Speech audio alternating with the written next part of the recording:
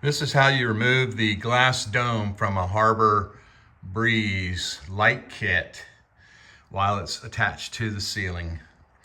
So the thing is, you need to unscrew this counterclockwise. The dome itself has some very large threads. There's like 3 threads that go around the whole thing. And you can't do it because the whole thing wants to move around like this.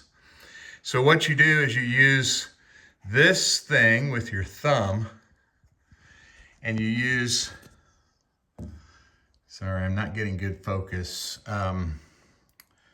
if I can get it to focus.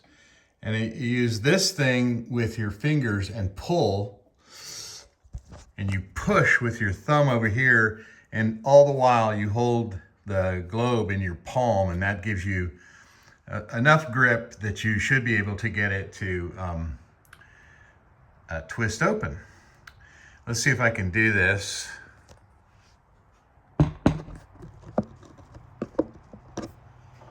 Okay, so with the left hand, I'm going to pull on that piece of wire, which is welded on, doesn't move, and I'm going to push with my thumb on the right hand and make this upper thing go counterclockwise relative to the glass.